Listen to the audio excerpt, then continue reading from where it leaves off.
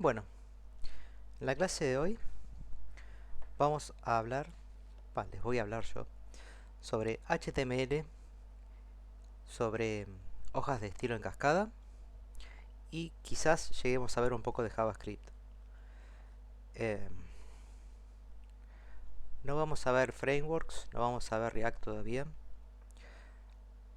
Vamos a ver HTML básico para ambientarnos un poco y más adelante vamos a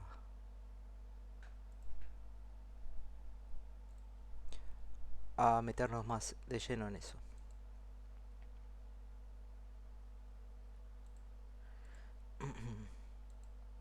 Siguen llegando.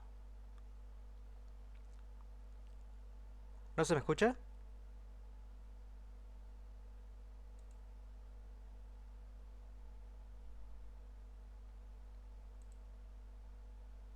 Bueno.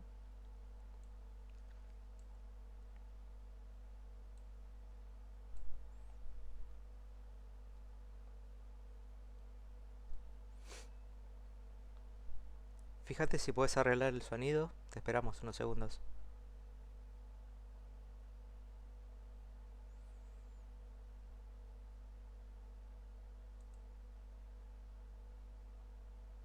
Ok. Bueno. Voy a empezar hablando sobre cómo se definen, eh, para que tengamos un lenguaje en común, cómo se definen los elementos que vamos a utilizar en el lenguaje HTML. El HTML es un lenguaje de marcado, lo cual significa que, que sirve para organizar información y que pueda ser representada de manera correcta. Las hojas de estilo son para darle formato al estilo marcado y el JavaScript es para la interacción entre el usuario y lo que se muestra en pantalla.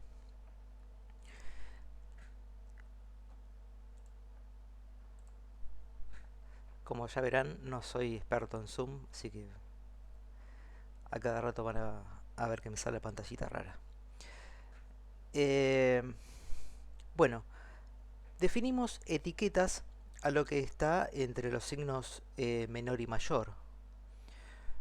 Todo HTML debería comenzar con un doctype, aunque en la práctica no es necesario. El doctype arranca con menor, signo de interrogación, doctype y el formato que sería HTML. Si uno no lo pone, la mayoría de los exploradores modernos asume que es HTML el lenguaje. 99% de lo que hay dando vueltas por internet es HTML. Hay otras cosas, pero se podría resumir en eso. HTML es web. El DOM del HTML significa el árbol o la estructura de elementos que, que forman a una página web. Hay dos partes importantes en una página web. El elemento padre, el mayor de todos, el que arranca una página web siempre, es HTML, así como suena, y tiene un cierre. El cierre es menor, la barra, el mismo elemento que sería HTML, y el signo mayor. Entre estos van otras dos etiquetas que tienen un uso particular cada una. Tenemos el head,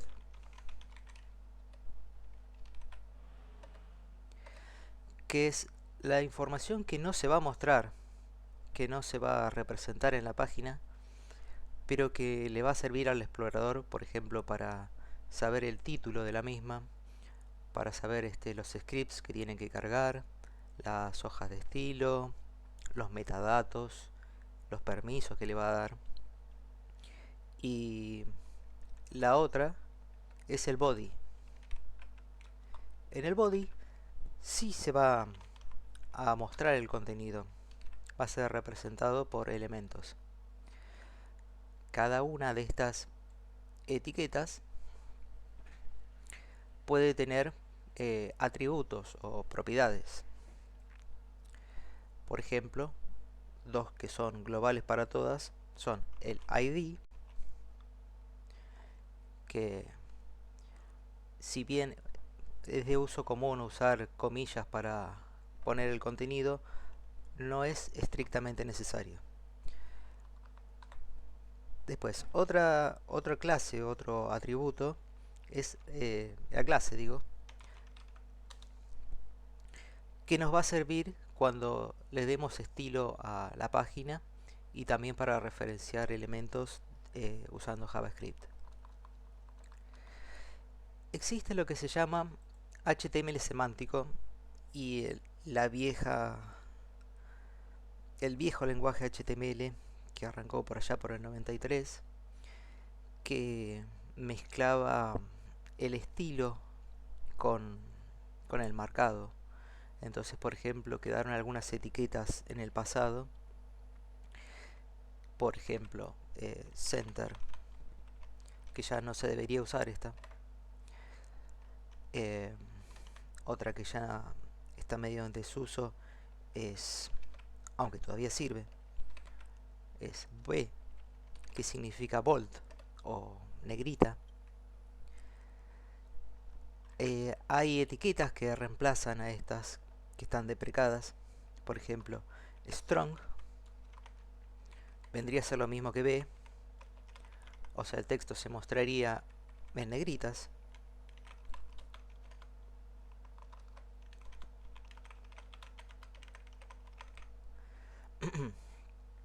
Pero que tiene otro tipo de inferencia también, como que esto está resaltado dentro de una oración.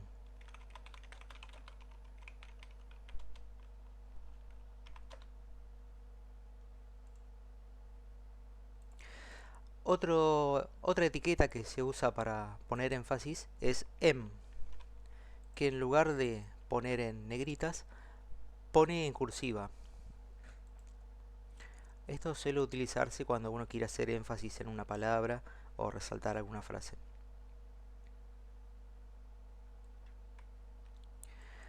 Bueno, como les decía, existe el HTML semántico.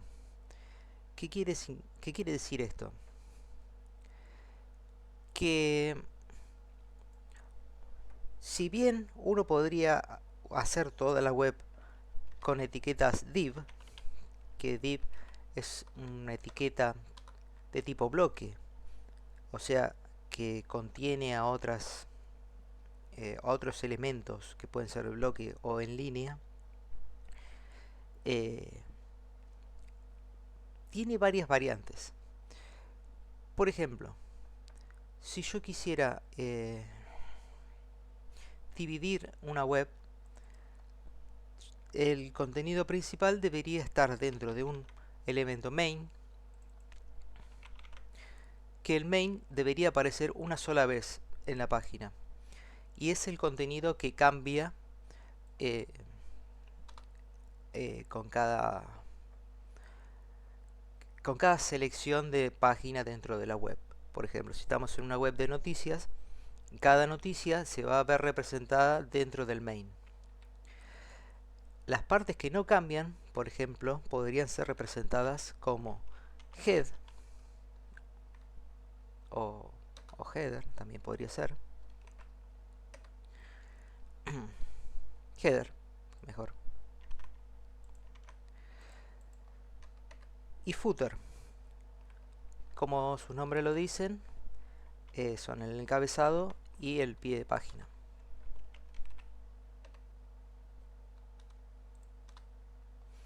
Por ejemplo, título de la página.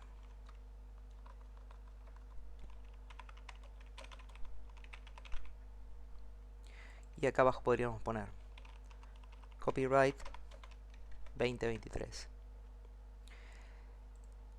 Para darle formato, existen otros elementos, por ejemplo, del H1 al H6, que vendrían a ser como títulos.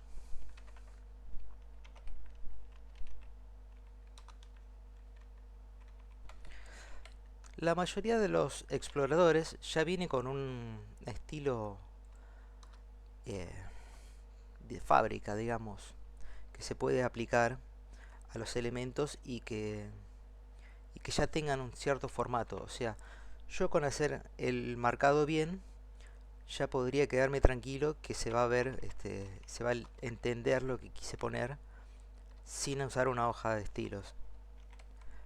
Sin embargo, queda mucho mejor si uno usa una hoja de estilo, por ejemplo, classless, que le va a dar colores y algunas figuras lindas a la página. Dentro de main, generalmente uno podría tener eh, una barra al costado, aside se llama, con contenido que no pertenece a lo que estamos viendo, sino que es como complementario. Por ejemplo, lea también, y un montón de links a otras cosas.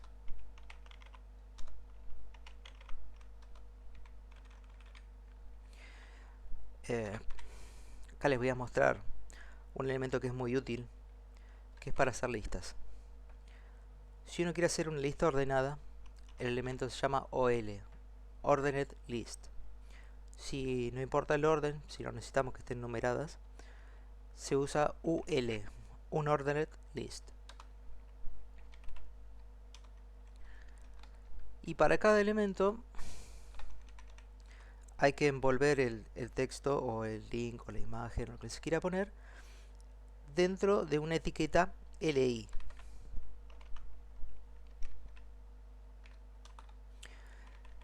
El LI, si bien no hace falta que lo cerremos así, que pongamos comienzo y fin, es una buena práctica. Yo, por ejemplo, podría poner todos así, sin el final.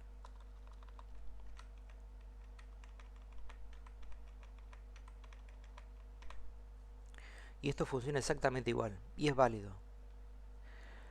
Pero, para evitar errores a futuro, es recomendable utilizar etiquetas de apertura y cierre.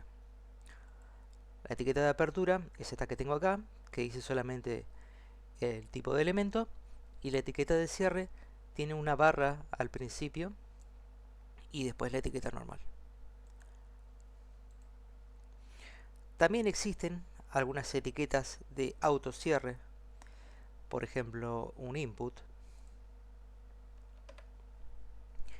que si bien no hace falta cerrarlas en HTML puro, para utilizarlas en otros lenguajes sí haría falta que estén cerradas para que las tome bien. Las etiquetas de autocierre, la barra se pone al final, pero es una sola la etiqueta y no tiene un contenido. O sea, es reemplazada por el elemento, por ejemplo en este caso sería un input de texto, donde uno puede escribir cualquier cosa, pero también podría ser un botón.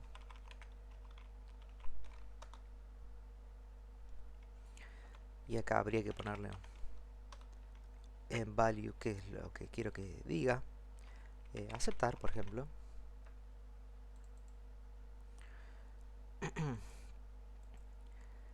Y voy a pasar a otro elemento semántico que se usa mucho. Cuando uno quiere separar contenido dentro de un main, se usa el section. Digamos que yo voy a mostrar 3 noticias, entonces cada una tendría su sección y dentro de cada sección tendría un header, por ejemplo, voy a copiar este de acá,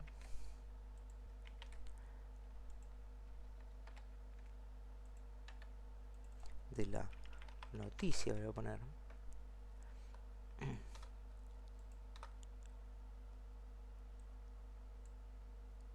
un poquito esto.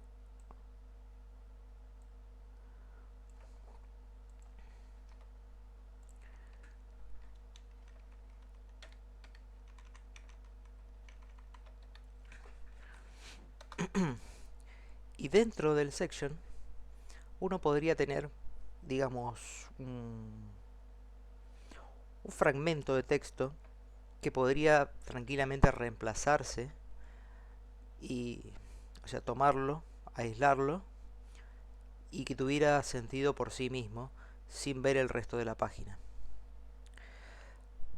La etiqueta es article.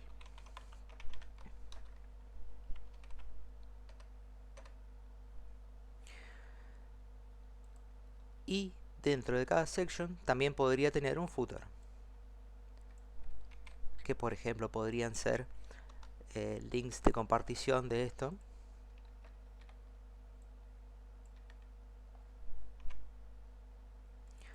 para compartir en redes sociales, para guardarlo, para mandarlo por email. Para hacer un link se usa la etiqueta anchor, que en realidad se escribe solamente la A. Para escribir la dirección se usa href, y acá hay dos formas posibles de poner links. Links a una página externa o referencias a la misma página.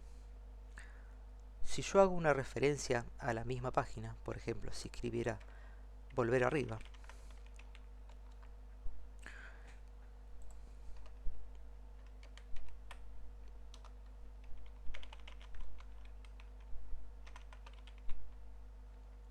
y acá en vez de volver le voy a poner inicio. Este numeral inicio es un link dentro de la misma página. Va a buscar el elemento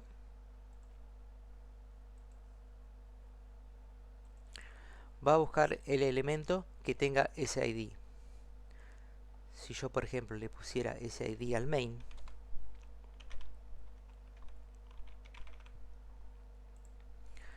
y copiara los artículos, a ver si tengo un lorem ipsum para llenar esto.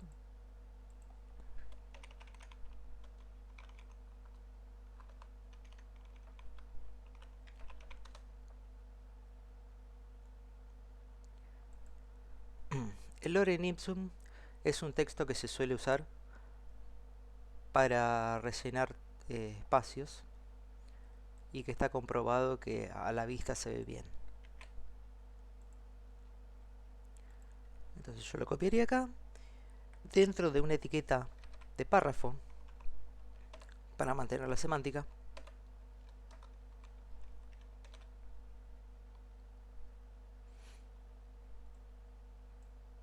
Y si bien por acá, por el costado, a ver si lo podemos ver todo junto.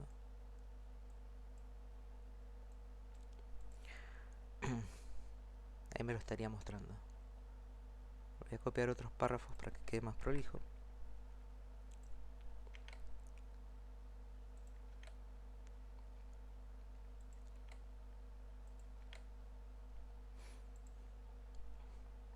Ven, a medida que lo voy maquetando, va tomando formato por sí solo, aunque yo no le puse estilo todavía.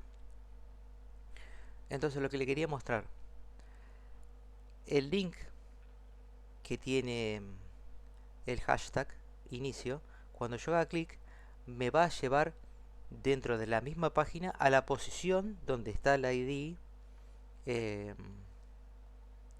era inicio, no main. Entonces cuando yo haga clic acá, me debería llevar arriba, acá, donde arranca. En realidad lo tendría que poner en el header.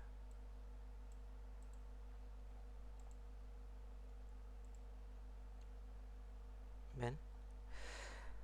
También existe la posibilidad de hacer un link a otras páginas fuera de mi sitio. Por ejemplo, google.com.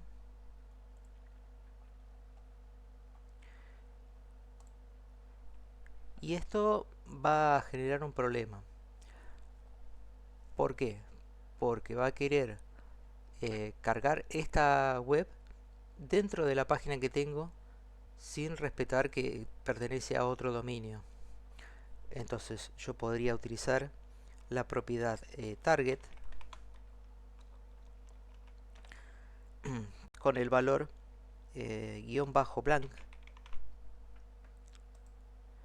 para que esto me cargara en una pestaña nueva.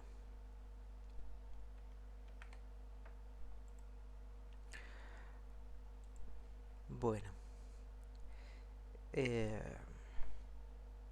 existen también atributos que son booleanos, es decir que la sola existencia hace que ya tengan un uso. Por ejemplo, el hidden, que lo que hace es hacer desaparecer cualquier elemento. No importa si yo a esto le pongo un valor, por ejemplo, hidden igual off,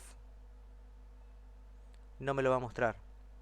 No importa qué valor tenga. No importa si yo le pongo 0, por ejemplo, no se puede desactivar. El solo hecho de haberlo mencionado ya lo activa.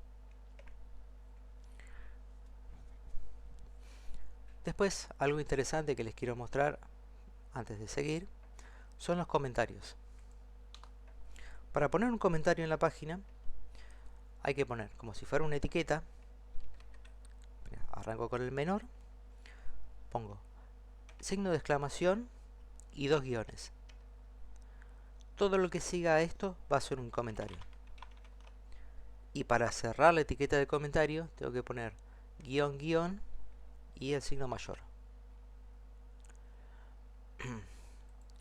Luego, para completar el encabezado, el head, una etiqueta que no puede faltar en casi ninguna web es el title.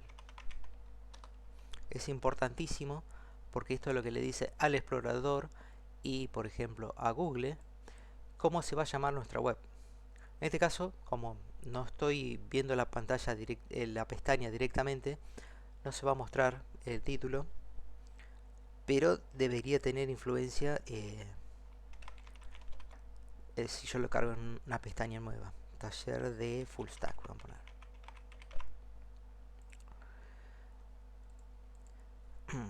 Bueno, hay algunos metadatos que son muy importantes. Por ejemplo, el meta name igual charset,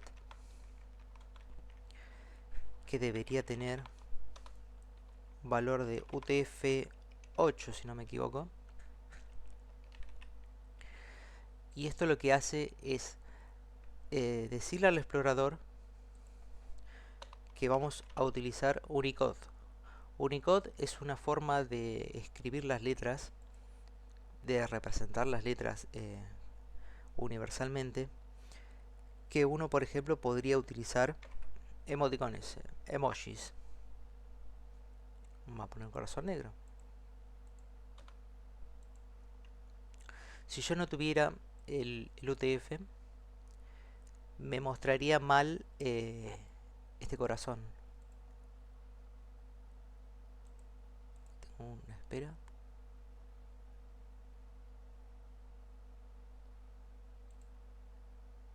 ¿Dónde está? Participantes. No, se fue. ¿Qué más estaba? Bueno, uno que se usa mucho es el viewport.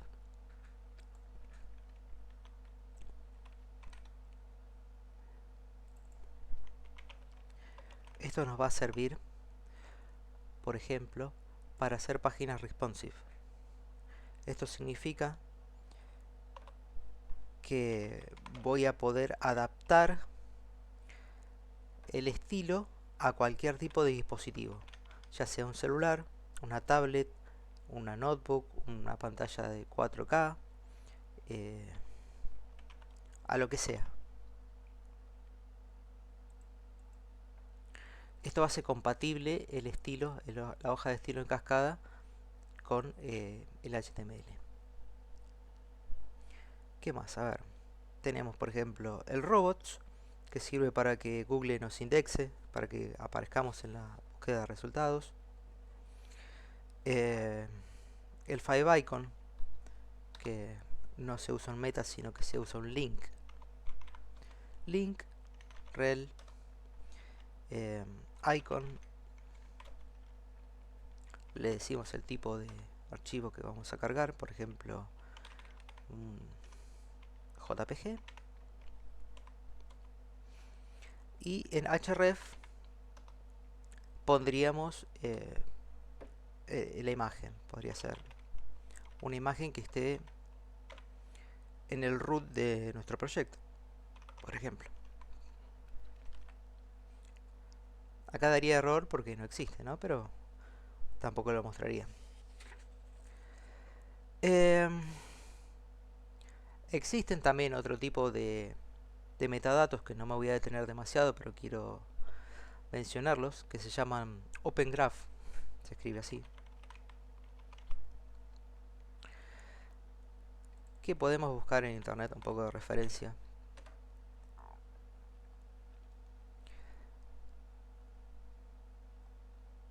A ver, ¿dónde estás? Open Graph.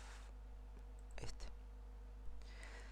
Sirve para generar las vistas previas en las redes sociales. Por ejemplo, cuando uno comparte un link en Facebook, se genera una vista previa con una imagen, el título de la página, en Twitter también, en Pinterest, en WhatsApp. También toma la descripción de la página. Si uno no le pone una imagen, puede tomar el icono, puede examinar la página y agarrar cualquier imagen y mostrarla como si fuera la imagen principal de la página. Y sirve mucho para hacer una referencia a qué es lo que se está compartiendo. Esto es un protocolo que creó Facebook en realidad, entre Facebook y Twitter. Y, y no tiene otro uso más que ese para compartir en redes sociales. Pueden buscar la referencia cuando necesiten utilizarlo. Son bastante simples y lo único complicado puede ser a veces que se cachea y si uno quiere cambiar los datos puede aparecer mal al principio hasta que se venza el caché. Bueno, continuando. Ya hablé de la site, del section, el article, el header y el footer. El header y el footer pueden aparecer dentro de cualquier bloque. Por ejemplo, acá dentro del body, que es el cuerpo del HTML, sería el elemento principal de nuestra web. Tenemos el header, que sería la parte, por ejemplo, de navegación, que se va a mostrar en toda la web.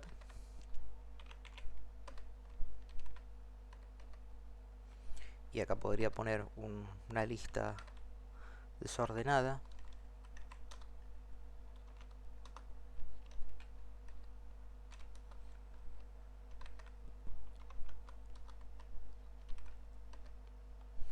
Que tenga anchors.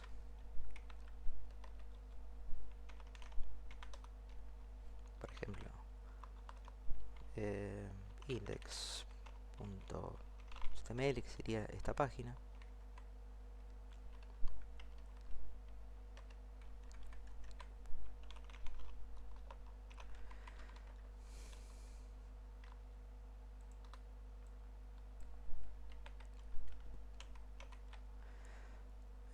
Una página, qué sé yo, puede ser contacto. Y otra que sea ayuda, para darle un poco de estilo.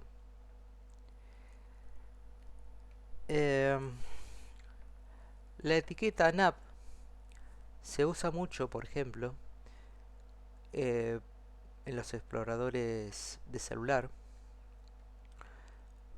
para, o sea, cuando uno no puede llegar a cargar una barra de navegación, este elemento muta en otra forma que le dicen hamburguesa, y en vez de, por ejemplo, si estuviera horizontal si estos links fueran horizontales, eh, se verían de costado o, o de una manera que pudieran representarse bien dentro de una pantalla chica. Eh, lo ideal es utilizar elementos que puedan reutilizarse en varios casos, varias situaciones. A ver, ¿con qué podemos seguir? Bueno, vamos a hablar sobre los form. Los form o formularios, voy a hacer una limpieza primero y mientras les voy diciendo, los formularios sirven para enviar datos desde nuestra interfase hacia el servidor.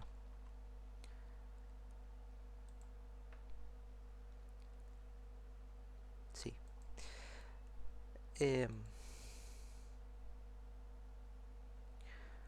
Voy a borrar esto también, Lorem Ipsum ya no me sirve.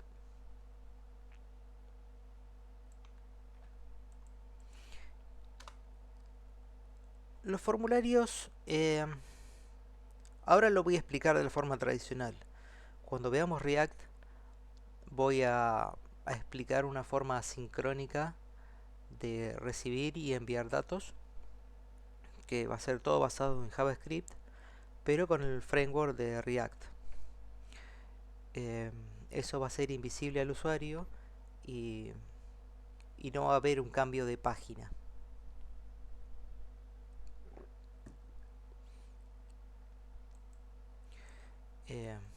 Bueno, la forma clásica de utilizar un formulario es con la etiqueta form y pasándole las propiedades method, que en este caso hay dos opciones, get y post. El get sería como pasarle los parámetros en la barra de direcciones. Por ejemplo, que yo digo Raymond.ar, signo de pregunta, nombre igual Franco, ponele, ¿no? Y el post sería enviar los datos de manera invisible para el usuario sin que cambie la... Bueno, puede cambiar, pero lo ideal sería que no cambiara la dirección de la barra y que viera los resultados casi inmediatamente. Va a haber una transición, como si cargase otra página, como si yo hiciera un clic en un link y me llevase a otro lado, pero eso después vamos a ver cómo hacer para que no pase. En los forms clásicos se pone action y la URL donde queremos enviar los datos. Por ejemplo, formulario.php. Suelen ser PHP o .asp. Bueno, ahora también hay algunas redirecciones utilizando Nginx que hacen desaparecer las extensiones en las en las direcciones y queda muy bueno, pero con React también desaparece todo. Dentro del form tenemos algunos elementos que nos ayudan a organizar la entrada de datos. Por ejemplo, uno sería fieldset,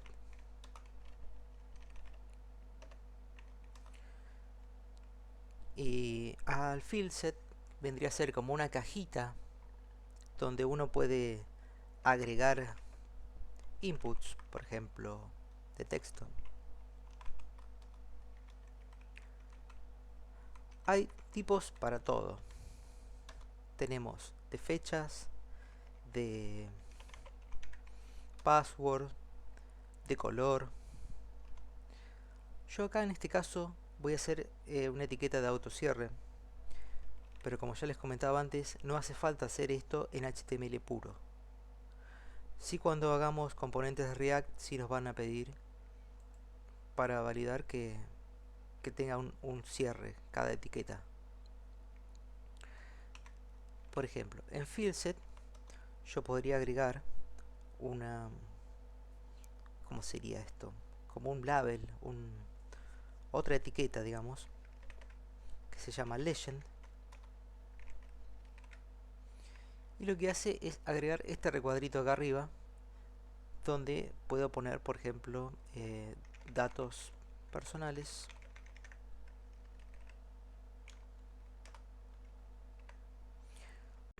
y le va dando un cierto estilo al formulario. Existe también este otro elemento que se usa mucho, es actual, el button,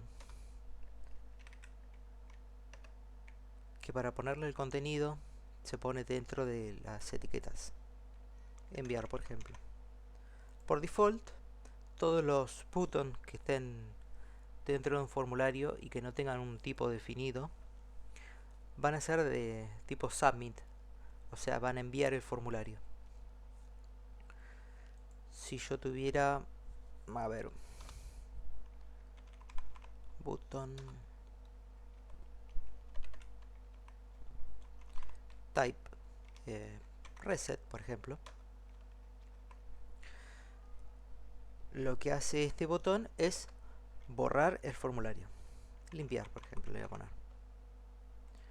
Entonces yo escribo acá ASD, pongo limpiar, debería borrarme el formulario. Si yo hago lo mismo y pongo enviar, esto debería enviar el formulario. Pero como no tengo todavía no tengo bien definido a dónde lo voy a enviar, solamente tira un error y no hace nada. A ver, bueno, algo que se usa mucho también es el placeholder. En lugar de yo ponerle un label, que también lo puedo hacer, puedo poner un ejemplo acá. Por ejemplo, voy a poner mi nombre. Y puedo envolver esto dentro de un label. A ver cómo se llamaba esto.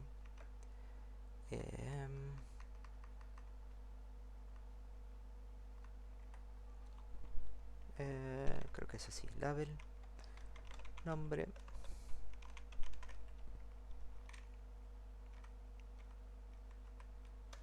Y acá necesitaría cerrarlo. Label.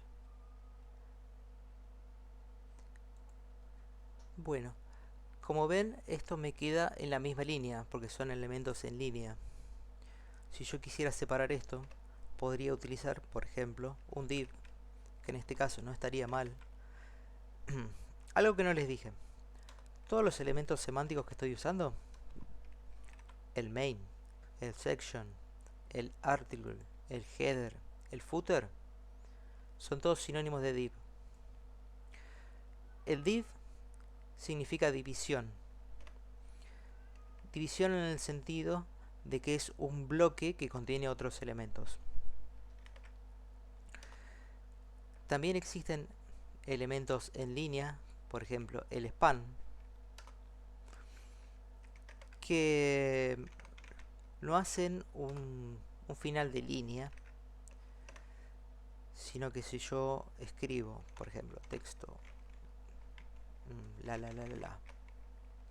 y lo copio, en lugar de aparecerme abajo como aparecería esto, si yo lo copio,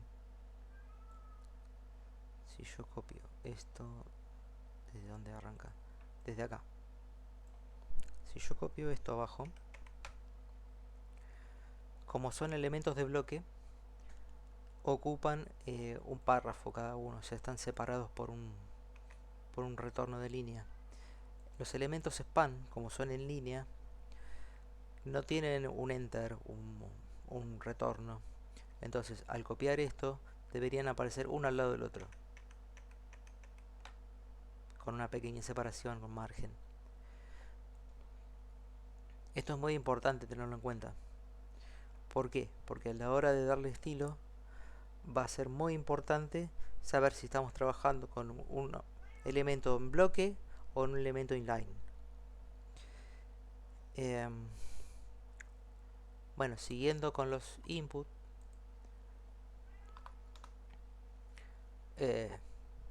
bueno, como esto es todo marcado, no importa si yo pongo enters acá, si separo o si lo pongo todo junto. En realidad esto lo va a interpretar y lo va a representar como mejor le parezca dentro de la página. Si yo quiero hacer un salto de línea manual, existe el elemento BR. Está un poco deprecado, pero todavía funciona.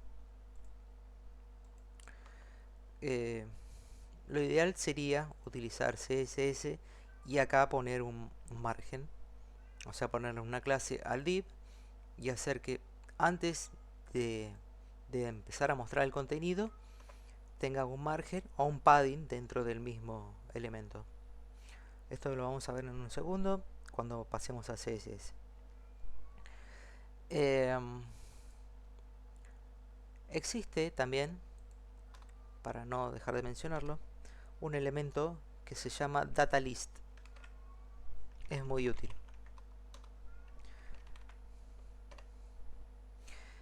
¿Qué pasa con el DataList?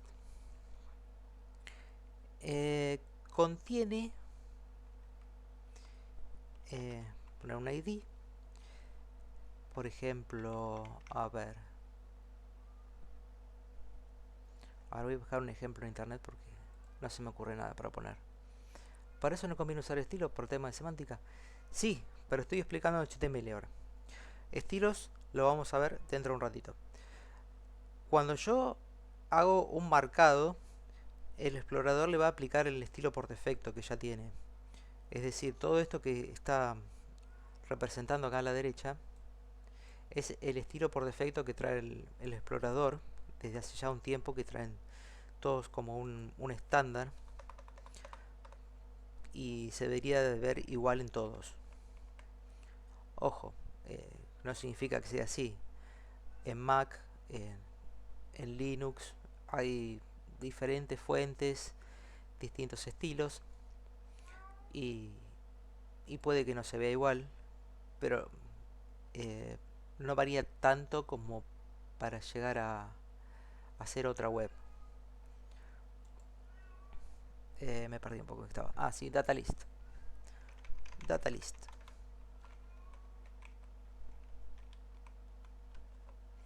Example.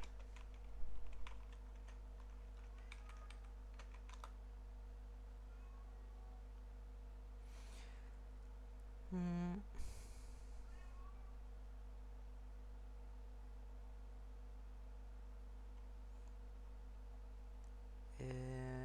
example.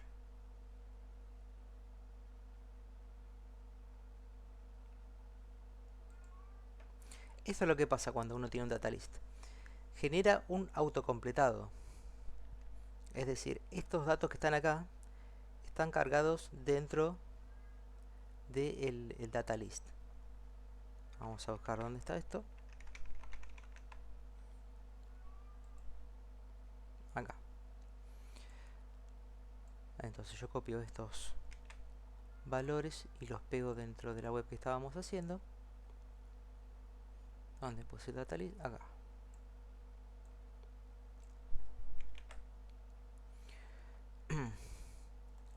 Y por ejemplo, este DataList se llama Frameworks. Tiene ID Frameworks.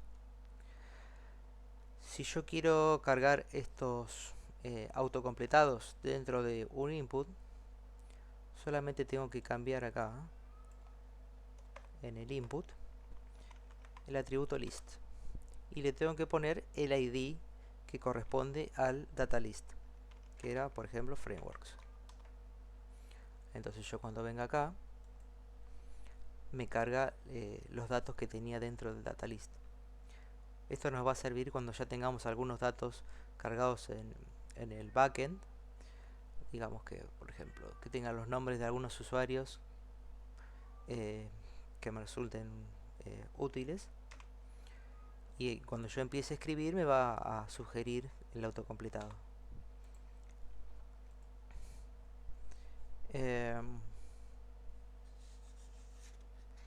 Bueno, existen algunos elementos que son de reemplazo.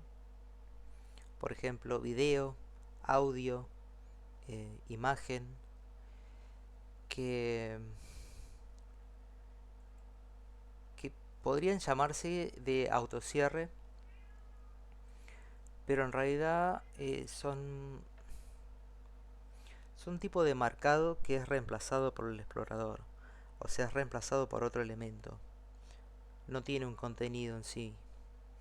Utiliza las propiedades para cargar la forma que tiene el explorador de representar algo. Por ejemplo, video.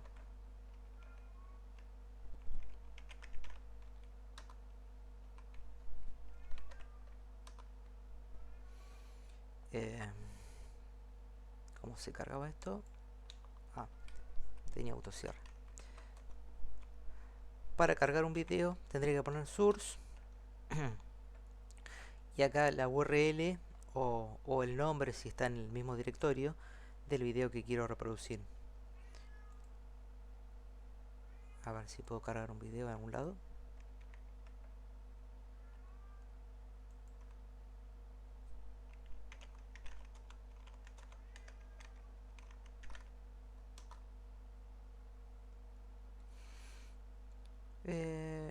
Este podría ser. O este.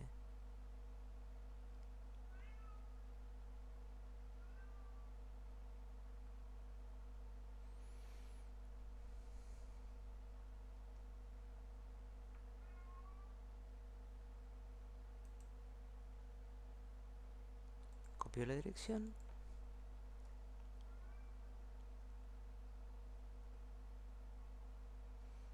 ¿Dónde quedó esto? Video, source.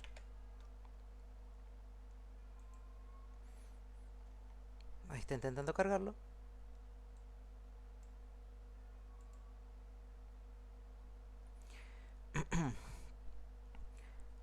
Y por ejemplo yo podría decirle que cuando cargue la página quiero que se autorreproduzca. Como este video podría ser molesto, por un estándar se pide que cuando uno pone autoplay arranquen muteados. Si no, no lo va a autorreproducir.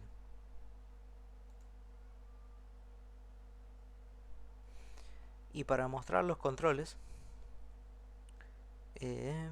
tendría que poner el booleano controls. Esto hace que aparezcan los controles acá abajo. A ver si lo puedo mostrar solo. Así podría ser. Sí.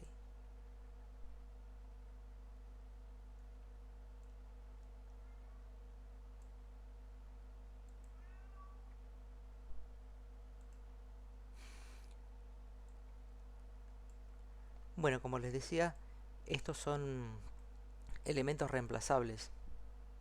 Eso significa que no tienen un contenido, sino que en base a las propiedades,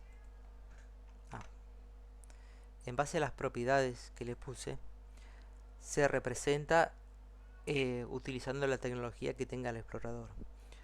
Entonces se va a representar de manera distinta en Windows, en Linux, en Mac, en un celular. No es que se va a ver distinto, sino que va a utilizar tecnología distinta, otro tipo de componentes. A ver qué otro les puedo mostrar. Bueno, el audio también es muy parecido. En vez de poner video pongo audio y las propiedades son las mismas.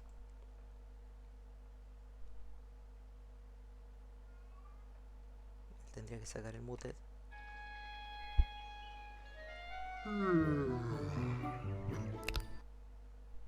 Si yo quisiera que se repitiera, podría poner loop.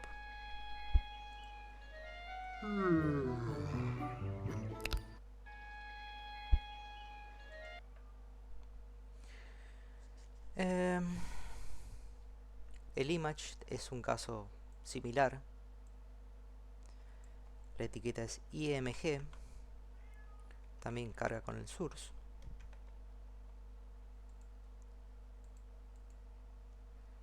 Vamos a buscar una imagen cualquiera.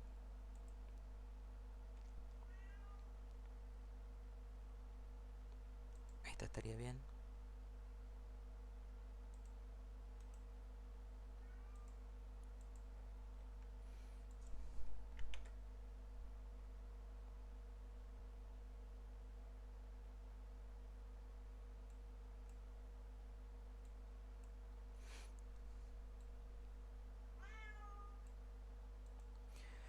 Bueno, eh, algo interesante es que uno puede aplicar estilos en línea, si bien no están recomendados,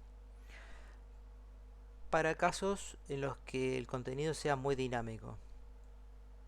Por ejemplo, el avatar de un usuario, ¿no? Si uno no sabe el tamaño que va a tener el avatar dentro de la página, porque se va a representar en mobile, en pantalla de 4K, en una tablet, por ejemplo, se puede hacer un estilo en línea con la propiedad style. Y acá vamos a empezar a ver hoja de estilo en cascada. Por ejemplo, en esta imagen yo podría decirle que quiero que ocupe todo el ancho de la página. Entonces, width es la palabra clave, es, ¿cómo se dice? Eh,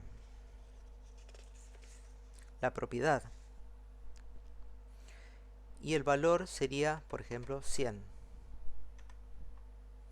Esto va a mostrar la imagen del ancho de la página, restándole el margen que, que le agrega automáticamente el explorador, porque tiene su propio estilo. Más adelante vamos a ver cómo reemplazar el estilo que le pone por default el explorador para hacer lo que nosotros queramos.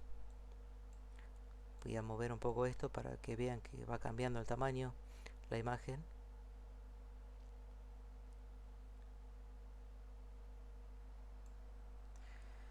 Y si bien no es muy útil usar estilos en línea, es un comienzo. Y en un ratito les voy a mostrar cómo vamos a hacer hojas de estilo en cascada y vamos a aplicarlos de otra manera, utilizando clases. Vamos a usar selectores y clases, y bueno, también vamos a ver los objetos referenciados por ID. Eh, bueno, voy a pasar a mostrarles una web donde pueden buscar referencia sobre la mayoría de los elementos web que vamos a ver hoy. Mozilla Developer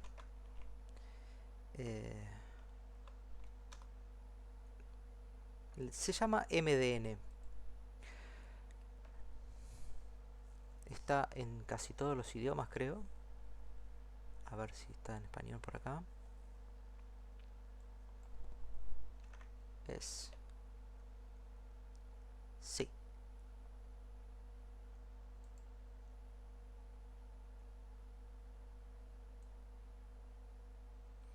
A ver qué me dicen en el chat. Esos reproductores de las páginas que tienen para adelantar 10 segundos o marcar o para saltar hasta cierta parte del video. Todos esos son modificaciones de estos controles multimedia o son reproductores que desarrollan ellos mismos. Mira, la mayoría de los reproductores modernos utilizan, ¿cómo se llama esto? Un, un framework que se llama JW Player que, que evita que uno se pueda bajar el contenido. Entonces, no es el mismo que utiliza el explorador, pero es muy parecido. Utilizando una tecnología que se llama CORS, autoriza a que se ejecute el script dentro de la página y cargue desde un link externo, o sea, un cross-site script, el video. El video solamente puede ser cargado desde ese script.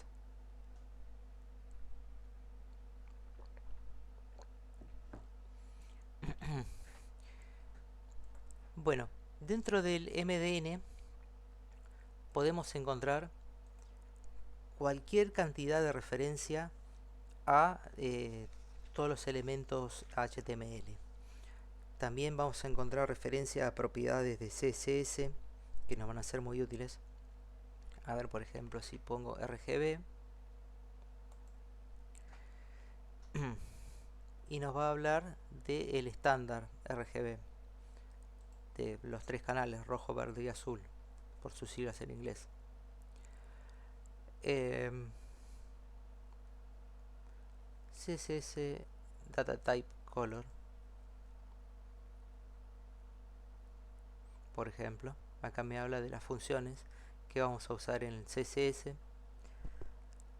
Algo parecido al RGB es el HSL, que utiliza un reloj para elegir el color, el matiz de color y la luminosidad y la saturación. ¿Dónde está el? Acá. Este. Entonces, para cada... eh, digamos que esto es como un reloj, ¿no? Y el valor va de 0 a 360. Por ejemplo, en 60 tenemos el amarillo, en 90 tenemos un verde, en el 240 hay un azul naval, el rojo estaría en el 0 o en el 360, y variando los otros dos valores, que son saturación y luminosidad, podemos conseguir los mismos valores que utilizando RGB. Ahora vamos a ver un ejemplo de eso utilizando esta web. La voy a simplificar un poco.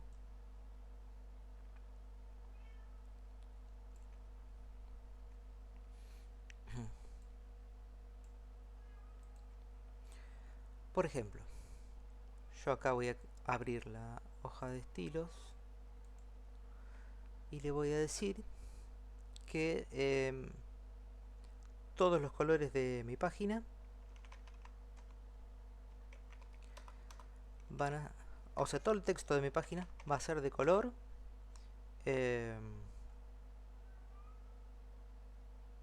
blue, no, porque no se notaría. Crimson, sería un rojo. Esto se aplica donde se puede. Por ejemplo, acá en los links no lo toma porque tiene un estilo predeterminado bastante fuerte. Entonces, si yo no le asigno un color directamente a los anchor, no lo tomaría.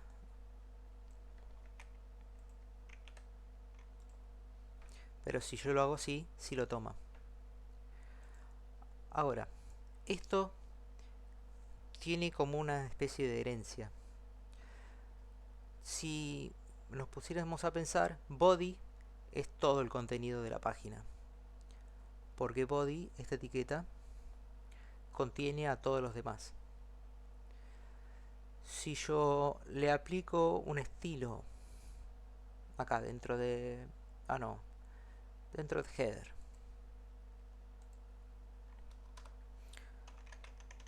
Este sería el selector.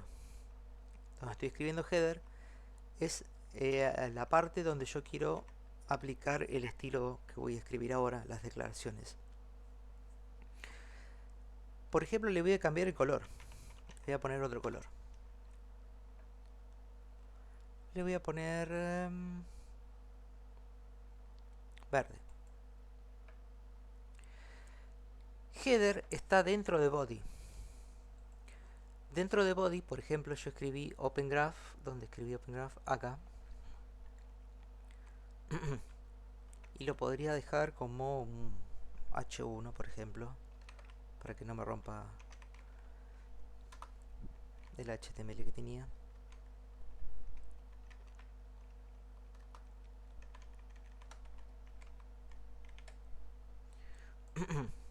Para que vean. Dentro de body, H1 toma la propiedad color, que está en crimson, y lo aplica al elemento H1. Después está el header, que podría ser un div tranquilamente con una clase header, pero por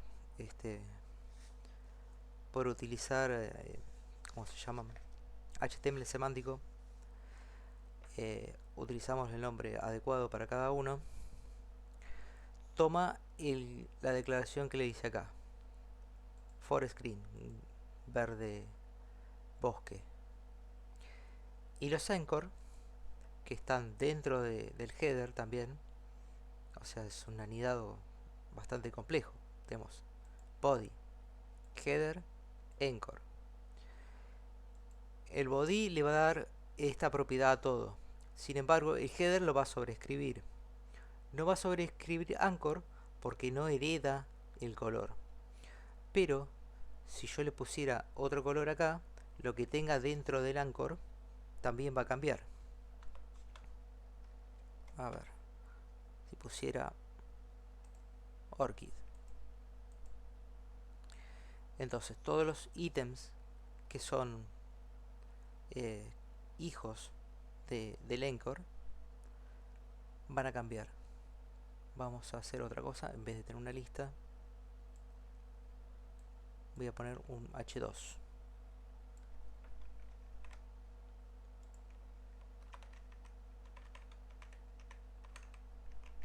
Que sea un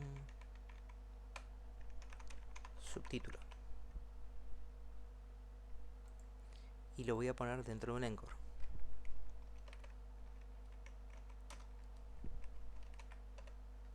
Esto debería mostrarse. Ahí está. De otro color, porque está heredando la declaración que le hice acá. Esto es muy importante. A esto se refiere el cascada en el nombre hoja de estilo de cascada. Esto significa que si yo le aplico una declaración al body, se va a aplicar a todos los elementos que tengan herencia, que hereden de su padre, por ejemplo, la fuente, el margen, el padding, todas esas cosas se heredan. Dentro de MDN podemos buscar referencia a esto. Por ejemplo, el elemento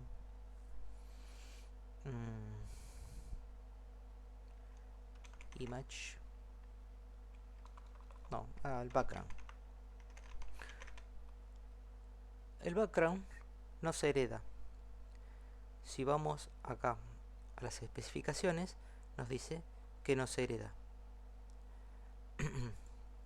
Pero por ejemplo, color, vamos a ver que tiene un valor inicial. ¿Dónde está? Acá. Valor inicial canvas text. Esto significa que hereda del padre el color que lleva. También existe la palabra clave current color, que es para si yo le puse el color al texto y quiero aplicárselo por ejemplo al border, se va a fijar qué color le correspondería si estuviera escribiendo texto y lo puede aplicar.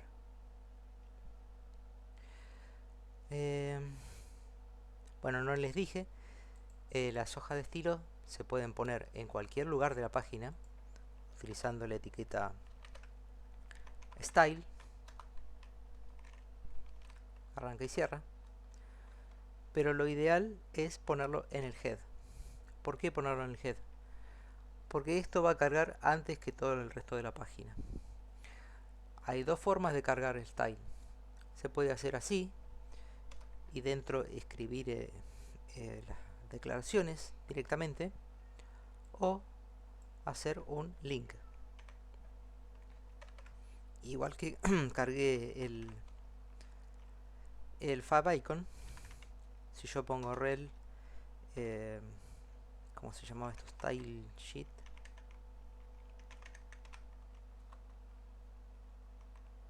Era así.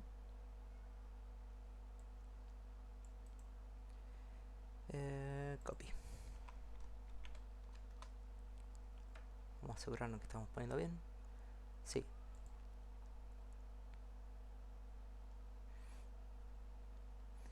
La cosa sería así. Link es la etiqueta, rel para decirle a la al HTML que estoy cargando una hoja de estilo cascada.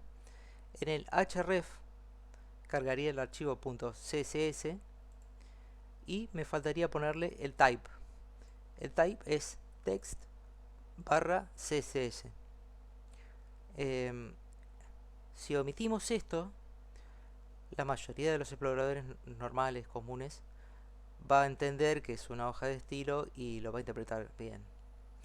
Después, este atributo media sirve, por ejemplo, cuando uno quiere aplicarle estilo a algo que se va a imprimir, ¿no?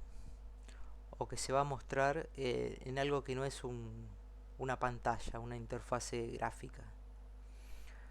Por ejemplo, un proyector podría ser algún dispositivo braille, como está diciendo acá. Bueno, print se usa para impresiones. Aural es para, ¿cómo se llama esto? Síntesis de voz. Bueno, tiene varias aplicaciones. Pero más que nada, cuando uno, por ejemplo, quiere imprimir una web, ¿no? Uno está mirando una receta de en internet que tiene un montón de imágenes que quedarían mal si uno las imprime, quedarían todas desprolijas. Entonces, yo podría tranquilamente decirle que no me imprima las imágenes, que las imágenes son transparentes y que las omita.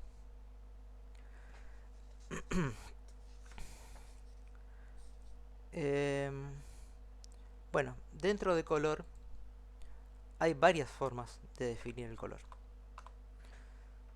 Están las palabras clave, que serían como los nombres de los colores, que hay muchos. No siempre coincide el nombre con el color que es, pero bueno, para darse una idea, para un comienzo está bien. Después, se puede escribir también en hexadecimal poniendo hashtag. Por ejemplo, si pongo FFF, todos terminan con punto y coma porque si no, no es válido. FFF es el blanco. Si yo pusiera, por ejemplo, FF000 sería rojo. Para poner comentarios dentro de los estilos se usa barra y el asterisco. Y para cerrar, asterisco y barra. No sirve poner dos barras así. Esto tira un error después. El hexadecimal vendría a ser lo mismo que el RGB. La primera parte es el rojo, después viene el verde y después el azul. Y la última parte, el último par, sería para la opacidad. Una opacidad de FF quiere decir completamente opaco y 00 completamente transparente. También existen formas cortas de escribir esto. Si yo escribo F00 es lo mismo que escribir FF0000. Es decir que toma cada letra o número y lo duplica. Otra forma de escribir esto, que es más actual, es la instrucción RGB. RGB tuvo un comienzo medio raro. Al principio tomaba solamente 3 parámetros, ¿no? Tomaba el rojo, coma, el verde y el azul. Es similar a lo que estaba haciendo yo recién. Luego inventaron el RGBA y se agregó un parámetro nuevo que es para la opacidad. En el último parámetro se puede poner 1 para que sea totalmente opaco, 0 para que sea transparente y fracciones para encontrar un punto medio. También se puede poner un porcentaje acá, que es exactamente lo mismo. Y después les quiero hablar de la versión nueva del RGB. Esto vendría a ser el reemplazo del RGB viejo y el RGBA. No usa comas. Si yo quiero escribir lo mismo que antes, el rojo, lo pongo así, sin comas, y al final le pongo barra y el porcentaje que quiero. Es mucho más práctico, más rápido. más prolijo queda. No sé si se puede usar también con porcentaje así. Sí, 0.5, sí. Sí, funciona exactamente igual.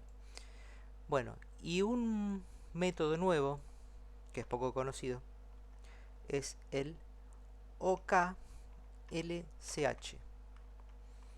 Y voy a tener que buscar una referencia a esto, porque es muy nuevo y todavía no lo tengo claro con esto. Pero les quiero mostrar. Es para los nuevos colores que se están utilizando en las pantallas HDR, por ejemplo, que no podían ser representados en RGB. Bueno, lo cargué en MDN, pero quería cargar alguna de estas web que me dicen cómo escribirlo directamente.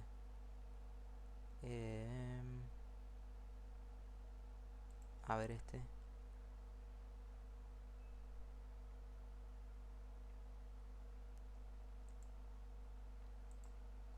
Un generator necesito.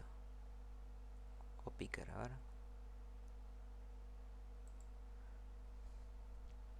Ahí está.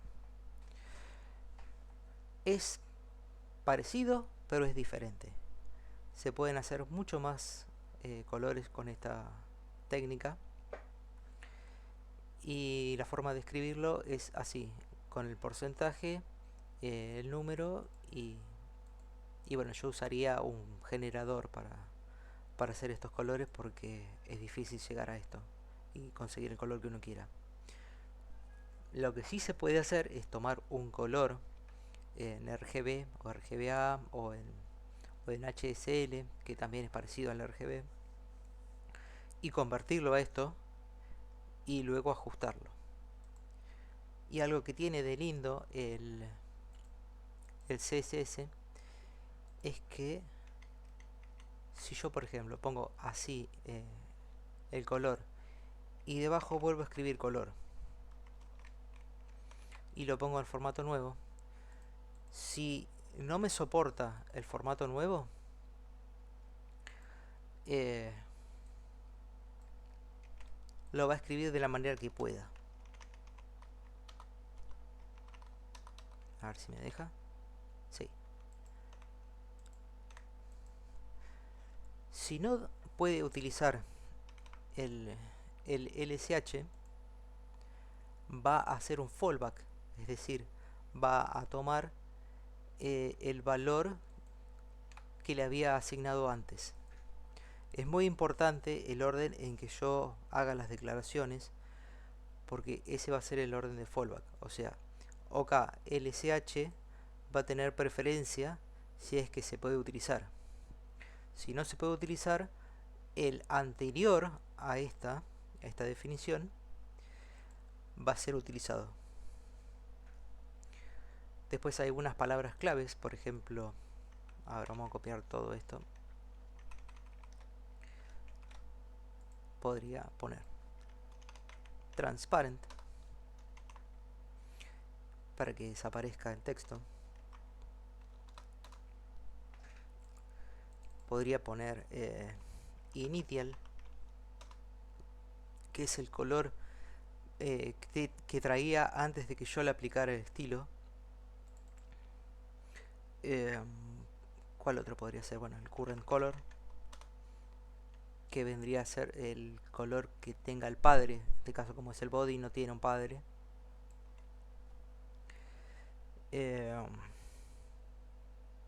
Y bueno, creo que estamos ahí con los colores.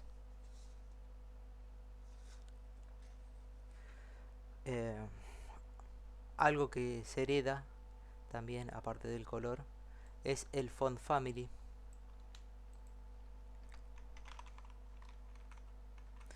Y nos va a servir para elegir la fuente con la que queremos que se muestre en nuestra web. Si yo elijo, por ejemplo, una que no está, va a elegir la siguiente en la lista. Por ejemplo, si tengo Arial, Helvética y Sans Serif. Arial está en casi todos los sistemas, pero es posible que no esté. Helvética no es tan común. Y Sans Serif es una palabra clave que significa sin serifas, o sea, sin adornos en la letra. y está en todos los sistemas. Pero hay otras palabras claves, por ejemplo, System UI creo que era, que utiliza las fuentes del sistema. Espero que se note el cambio de letras. Lo voy a eliminar para que vean cómo estaba antes, que tenía como si fuera un Time Roman, una letra con serifas, como si fuera de un libro. Es bastante molesto y no estamos acostumbrados a ver webs así.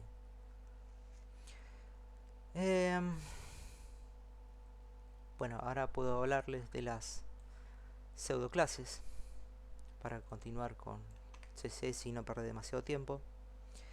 Que son... a ver, primero voy a hablar de clases. No me quiero saltear. Si yo en section pongo un párrafo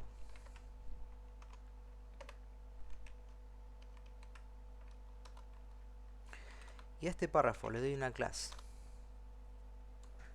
le voy a decir que se llama container, y dentro de esta clase yo tengo un texto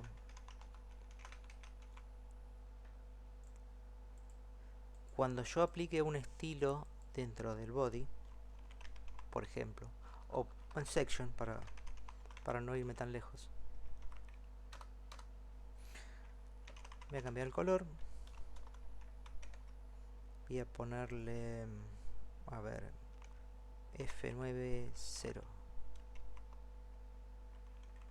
no, 09F, ahí está, celeste.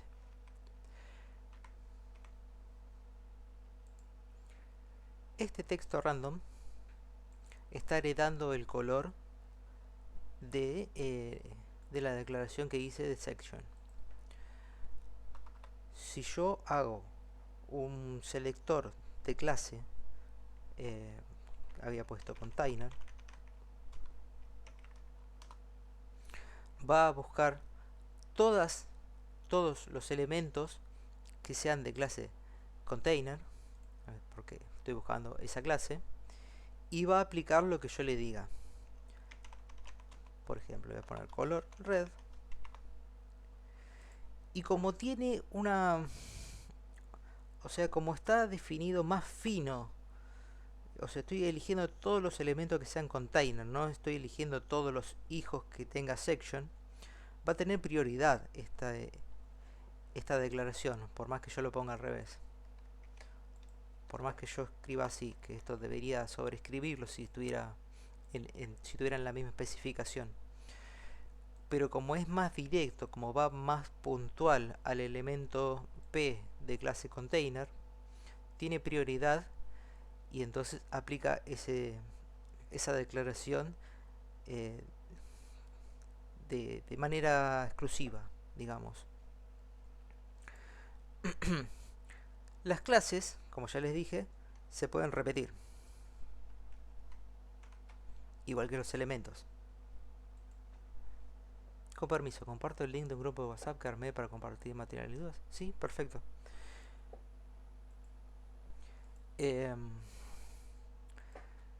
Como verán, tengo 3 elementos acá de clase container que están en rojo. Si yo hago una pseudo clase, me estoy refiriendo a una instancia especial del selector. Por ejemplo, podría ser cuando yo le pase el mouse encima. Se pone 2 puntos, por ejemplo, hover, y entonces acá deja de estar en rojo porque este selector se va a activar solamente cuando yo pase el mouse sobre este elemento o cualquiera que tenga esta declaración. Podría ser también un elemento first child, por ejemplo, que es el primer elemento de este tipo dentro del contenedor padre. O sea, container está dentro de section. Todos los hermanos van a ser contabilizados y el primer elemento que cumpla se va a aplicar esta declaración. También podría ser last child, que pondría el último, o si yo quisiera poner uno muy puntual, sería nt child y entre paréntesis, por ejemplo, el 2 sería el medio, sí.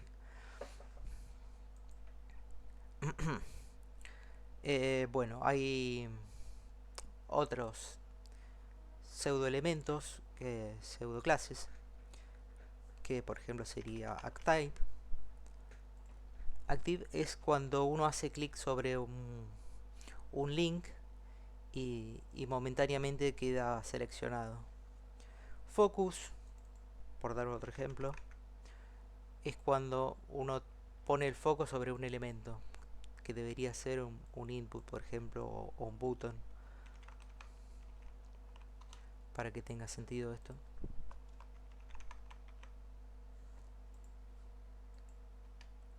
¿Ven? Ahí cuando toma el foco cambia de color, porque se activa esta pseudo clase. Podría ser también disable. Y entonces en button le agrego la propiedad disabled, que es un booleano. Mantengo la clase.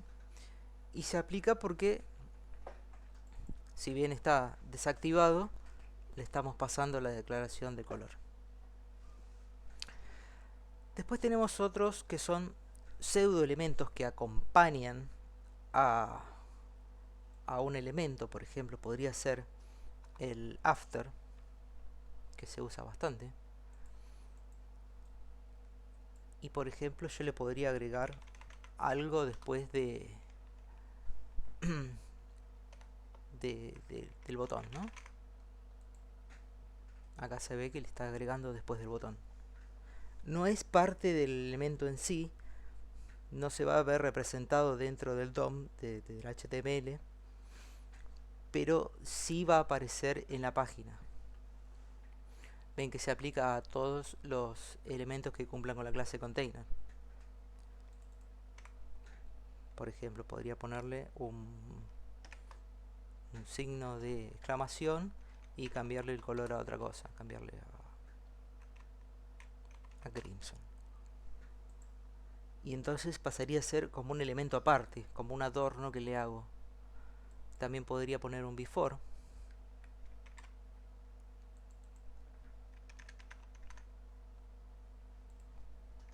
Podría poner un signo de pregunta. Esto queda muy bueno, por ejemplo, para hacer citas de textos. Poner comillas que queden un poco más grandes que el texto en sí, o que queden corridas de otro color, que tengan una imagen. Es bastante útil para darle estilo a la página. Bueno, voy a pasar a hablar sobre selectores combinados. Esto es para hilar un poquito más finito. Por ejemplo, si yo tengo containers dentro de section, pero quiero que se aplique solamente a los que estén dentro de section. Si yo tengo un container afuera, no quiero que se le apliquen estos estilos, ¿no? Entonces me voy a copiar unos estilos acá afuera.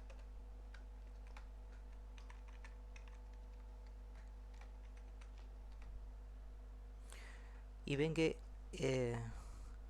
se sigue aplicando, pero no aplica, por ejemplo, el texto en celeste porque no está dentro de section. Si yo quiero que estos signos de interrogación y exclamación que le puse before y after se apliquen solamente a lo que esté dentro de section, yo podría decir, podría hacer un selector combinado que sea así, section punto container before y la declaración que viene después. Entonces a este de acá abajo le desapareció el signo de interrogación que le había agregado al primero. A ver, voy a... Ya vengo, un segundo.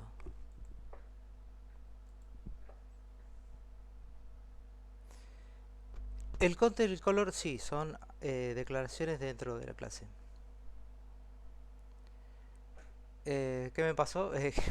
Que había alguien en la puerta y mi perro se estaba volviendo loco. Bueno, voy a seguir. Em, ¿Qué estaba? Ah, sí, combinados.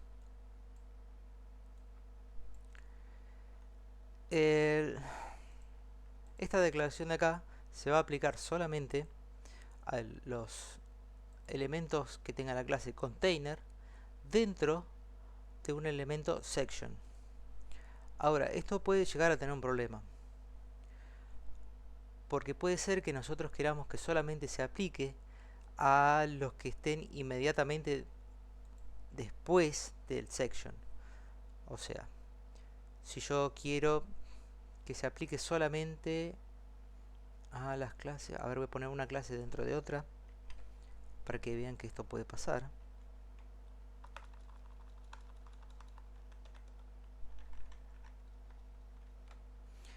Que haya dos containers, incluso más. A ver.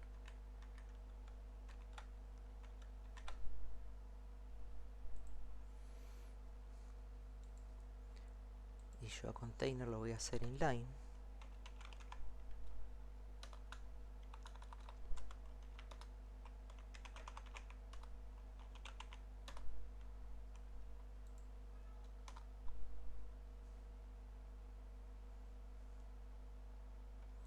Voy a desaparecer este. Entonces,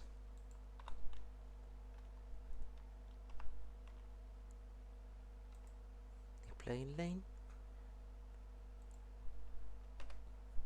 Y quiero darle un font size más grande para que se note.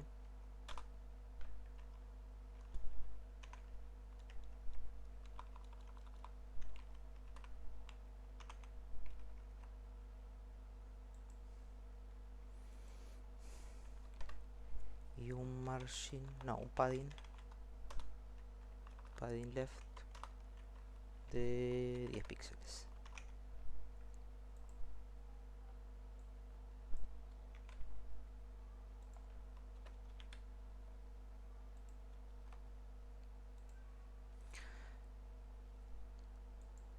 Bien. Entonces yo acá tengo varios anidados que les voy a aplicar una opacidad para que vean a qué me refiero. Una opacidad del 80% que sería 0.8.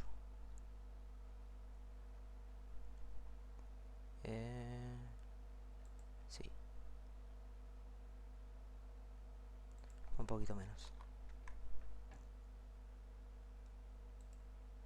Ah,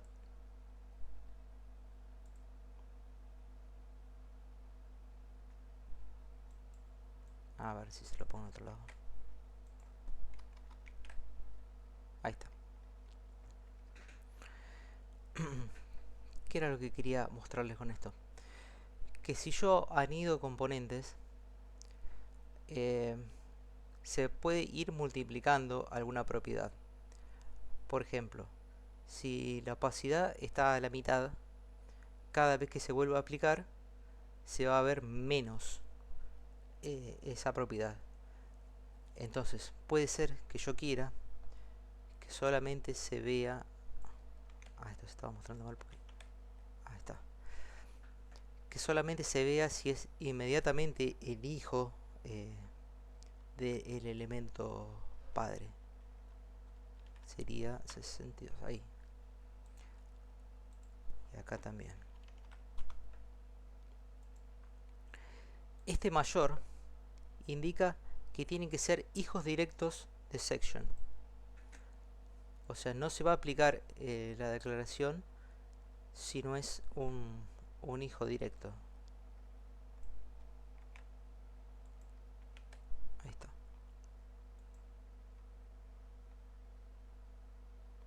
Me sigue apareciendo.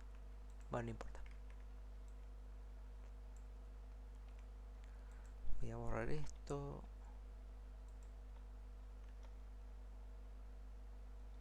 El after también. Ahora le tendría que poner algún contenido porque si no, no se va a ver nada.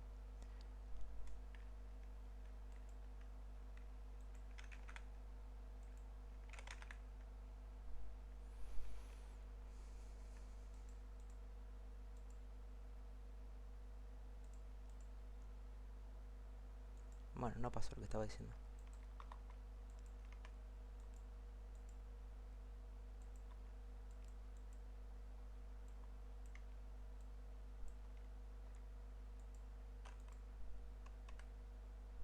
No, no lo toco. Bueno, pero a lo que quería ir. Los selectores, por ejemplo, vamos a sacar todos estos metas que no me interesan.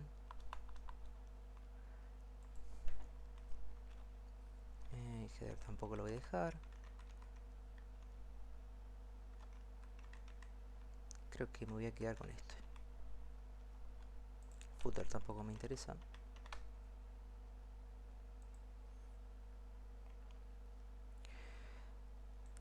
Y voy a duplicar este.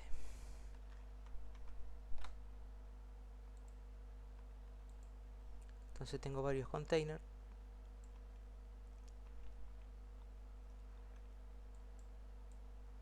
Este ya no se aplica porque no existe el section, lo acabo de borrar. Y les quiero mostrar los hermanos inmediatos.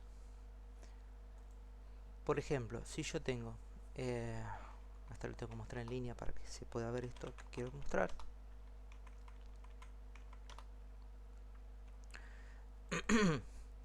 Si yo tengo container más container, esto significa que si tengo una clase container e inmediatamente hay otra clase container, se va a aplicar esta declaración.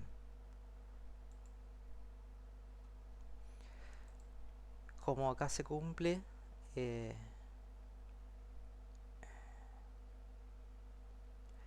se cumple para... ¿Por qué no se cumple para todos?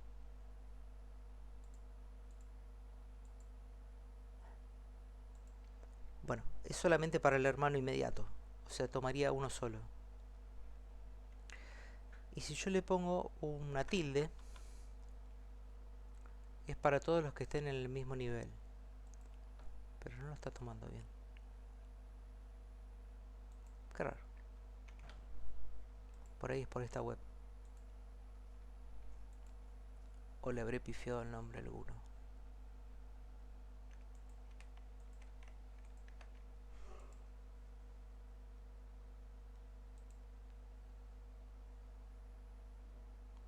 El display inline lo que hace es mostrar solamente el contenido. No hace un salto de línea después de mostrado el contenido. Claro, existen dos tipos de elementos. Los que son bloques y los que son en línea. Los que son en línea uno no les puede decir el tamaño que van a tener. No les puedo decir ni el alto, ni el ancho, ni... O sea, se les puede asignar un padding, un margen, pero no de todos los lados. Tampoco los puedo posicionar directamente. Tendría que utilizar otro elemento que sea un bloque para poder ubicarlos de manera absoluta o fija o relativa.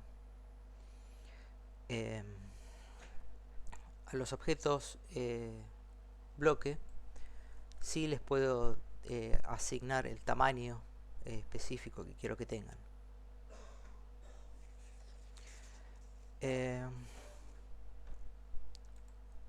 Bueno, vamos a ponernos a hablar de esto justamente, del diseño en la página. Para esto voy a usar dos tips o tres. Me voy a hacer el boludo con la semántica por un rato, porque no me hace falta. Solamente quiero explicar el posicionamiento. No necesito hacer una clase en realidad. pero podría. D1.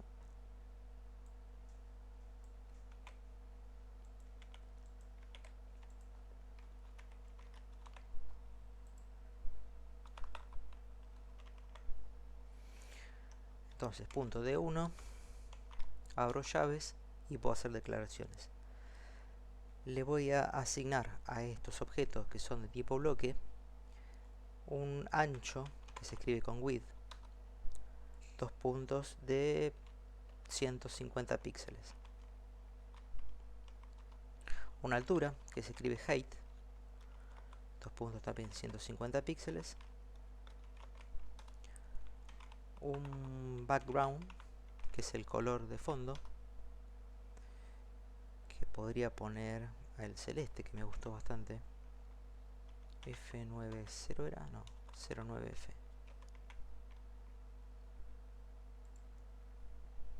Y este lo voy a copiar.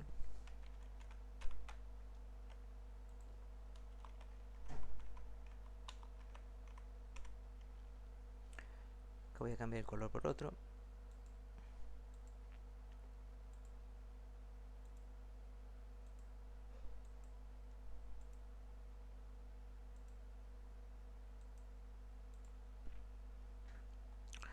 Como verán, estos cuadrados que hice están mostrados en tipo bloque.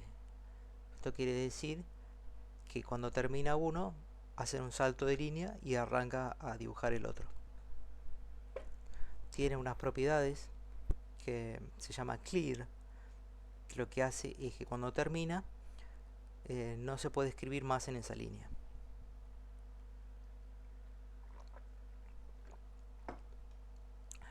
Esta unidad que estoy usando acá, punto el 150 px, significa píxel. Si bien el píxel en una época fue una unidad absoluta, es decir, los píxeles que yo veía en la pantalla eran los que estaban representados por este número, ya no es así, porque las pantallas ahora tienen demasiados píxeles y entonces las interfaces tienen que ajustarlos de alguna manera. Entonces es posible que estos 150 píxeles se vean modificados proporcionalmente para que se vea correctamente en la pantalla. Por ejemplo, en interfaces donde 150 píxeles se verían muy chiquitos, se multiplican por 150% o 125% para que sea posible leerlos. Existe también otro tipo de medida que es la relativa, el porcentaje, por ejemplo. El porcentaje es relativo al contenedor, o sea, a quién es el padre. En este caso el padre de D3 sería main.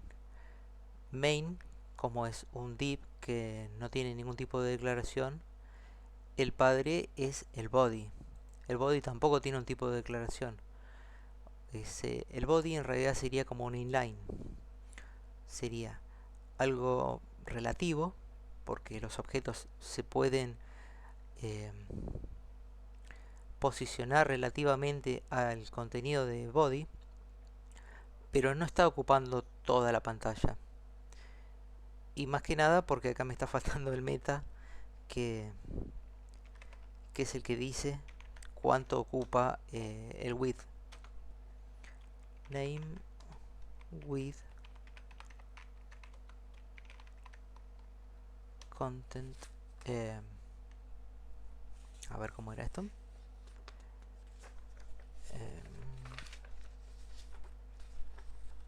No, viewport. El viewport es lo que ve el usuario, es el tamaño de la pantalla del usuario, lo que se puede representar en la pantalla.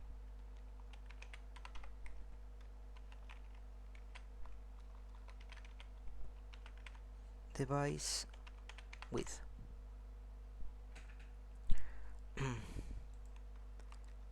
Entonces, ya que estamos en eso, les voy a contar que existe una unidad de medida que utiliza el viewport.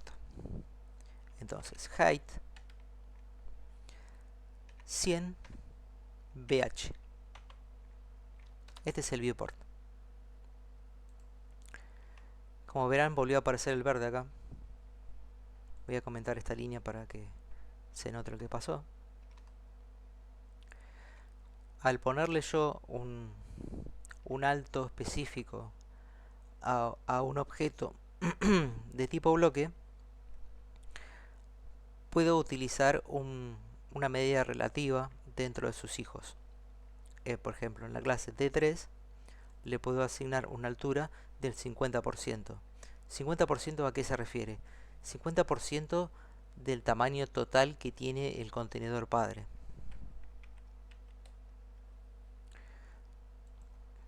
Ya que estoy, le voy a sacar el margen a esto, poniendo margin 0. Ah, no, lo tendría que poner en el body. A ver, body. Ahí está. Y a vos también.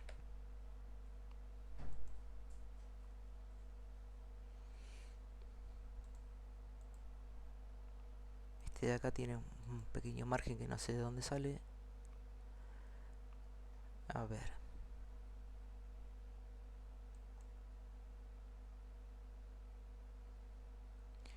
El main está ocupando todo. No tiene padding.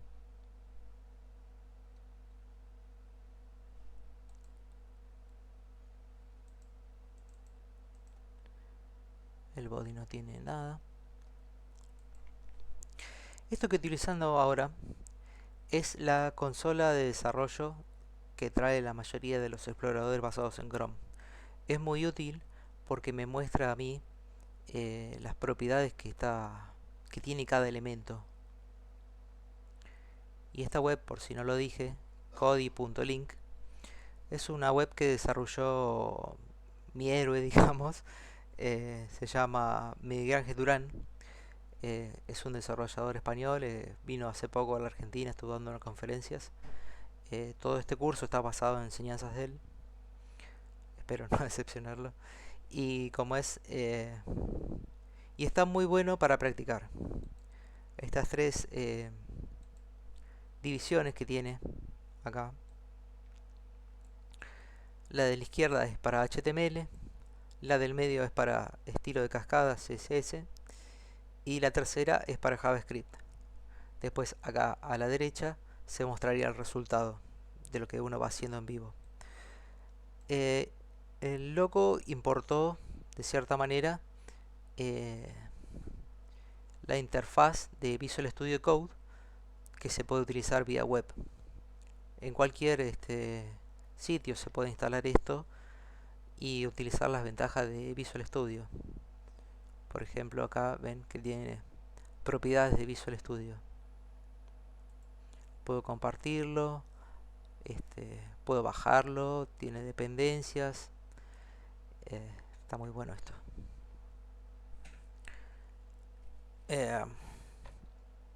Bueno, les voy a hablar de el modelo de caja.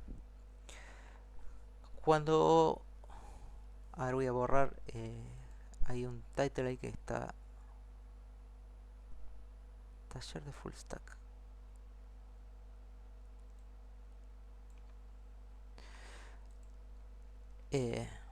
El modelo de caja. Voy a abrir de vuelta las herramientas de desarrollador.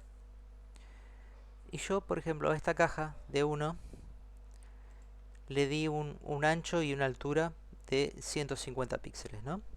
Y acá me muestra, en este dibujito, que efectivamente ocupa 150 píxeles.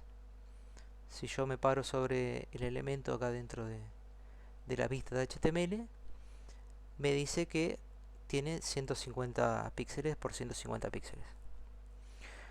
Pero ¿qué pasa si yo le agrego un borde? Por ejemplo, de 10 píxeles en rojo sólido.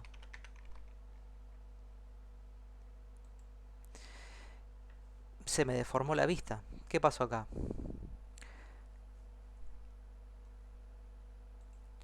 Lo que pasa es que este estilo se llama Content Box. La altura y el ancho que yo les di acá se especifica para solamente el contenido, sin tener en cuenta el padding, que sería como un margen interno, ni el borde. Si yo quiero que sean 150 píxeles exactos, lo que tengo que hacer es cambiar la forma en que se computa el tamaño. Para eso pongo box sizing y la propiedad es border box. Entonces, sin importar el tamaño del borde que yo le ponga, esto va a ocupar 150 píxeles. Ven que volvió a tener el mismo tamaño que el anterior, que es el D2, que está ahí abajo, que es de 150 píxeles porque nunca lo cambié. Este de acá abajo lo podría eliminar ahora porque ya no me está sirviendo. Y ya que estoy en este, les muestro la alternativa, que sería Content Box. El Content Box aplica el ancho y el alto, pero solamente a la parte que tiene el contenido. Si yo a esto le agrego un padding de 10 píxeles también, va a ser más grande todavía. Y lo puedo ver en esta representación del costadito. Entonces, sumando todo, tendría los 150 del ancho, 10 de padding para la izquierda, 10 de borde, 10 de padding para la derecha y 10 de borde para la derecha. O sea que tendría 10, 20, 170, 180, 190. Si yo me paro sobre esto, me dice que efectivamente mide 190 por 190. Ahora, si yo vuelvo a poner que es un border box, va a computar el ancho y el alto teniendo en cuenta el borde y el padding. No el margen, porque el margen queda fuera del elemento. Si yo le pongo un margen también de, a ver, 15 píxeles para cambiar un poco, se va a separar, pero va a seguir teniendo el mismo tamaño. La parte de afuera que está transparente es el margen.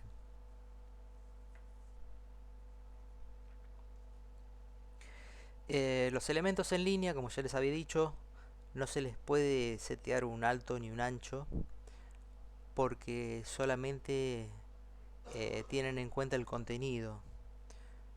Si yo pusiera un span por ahí, no podría cambiarle el ancho ni el alto, y sería una gran tragedia. No, mentira. Para mostrarles. Texto ejemplo. Voy a copiar acá width height y lo voy a querer copiar en D3. D3 es el elemento que estaba trabajando recién, que lo puse como span. A ver si lo encuentro acá. Inspeccionar. Como verán, sí dice que ocupa 150 por 150, pero acá me está advirtiendo que como es un objeto inline, no tiene efecto esta propiedad, esta declaración. Si yo lo cambiara a bloque, porque esto se puede hacer, el D3 pasa a ocupar 150, aunque el texto quede ahí como en el medio colgado. O sea, nada es fijo acá. Podemos cambiar todo desde el CSS, siempre teniendo en cuenta la prioridad de asignación y la especificación. O sea, mientras más puntual sea mi búsqueda con el selector, más prioridad le va a dar el explorador a la hora de asignarle la declaración. A ver qué puedo hablar ahora. Bueno, podemos ver el posicionamiento. El posicionamiento existen 5 formas. Y para esto voy a tener que anidar uno dentro de otro.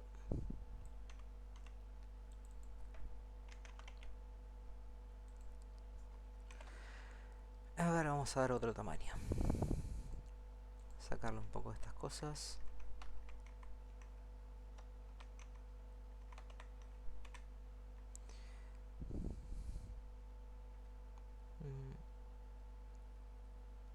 Esto también le voy a hacer un color.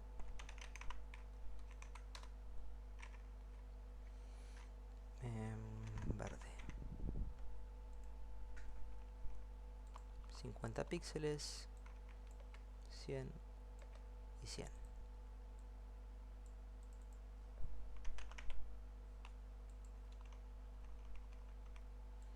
Bueno, entonces voy a meter uno dentro de otro y este dentro del primero.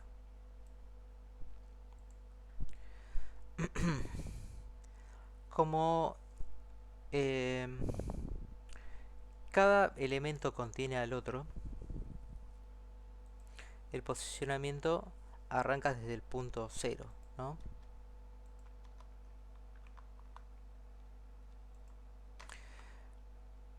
Esto quiere decir que arranca desde la esquina superior izquierda. El primero ocupa 150, que es el mayor, es el de atrás, el celeste. El segundo ocupa 100, pero siempre arranca desde el punto 0. Disculpa, yo me tengo que ir por el código de asistencia. Sí, ahora lo voy a dar. Un segundo. Y... Ay, me perdí. Y el último ocupa 50 píxeles y es el que está más adentro, ¿no? Si yo quiero posicionar estos elementos, podría usar la propiedad top y ponerle 10 píxeles, por ejemplo, para que se mueva 10 píxeles para abajo. Pero como están en un posicionamiento estático, para que se posicione bien, el elemento superior tiene que ser relativo, o sea, a position relativo,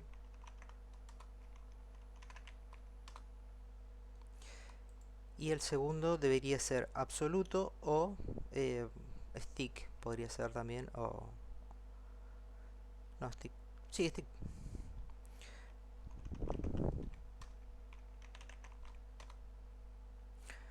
Como ven, ahí se empieza a mover.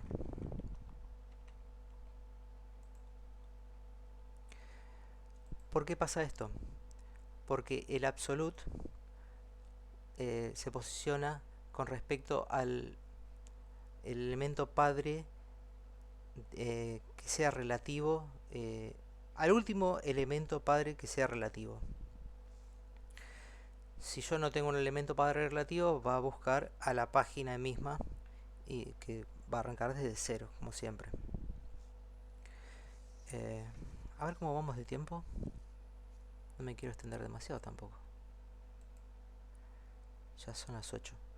Bueno, un poquito más y ya corto.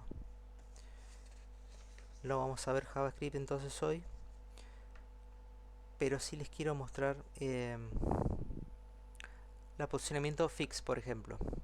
Posicionamiento fix no hace uso de un elemento relativo,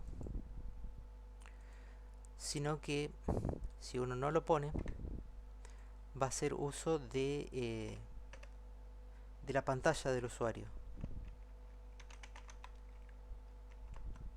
Y va a quedar firme, fijo ahí. Al ser un fix o un absolute, va a tener también la propiedad de ser un elemento relativo para sus hijos. Es decir, que yo podría cambiar el D3 y posicionarlo como si fuera un elemento relativo al D2. Bueno, creo que voy a cortar acá y la próxima arranco hablando de Flex porque es un tema grande y de ahí saltamos a JavaScript. Sí, vamos a hacer eso.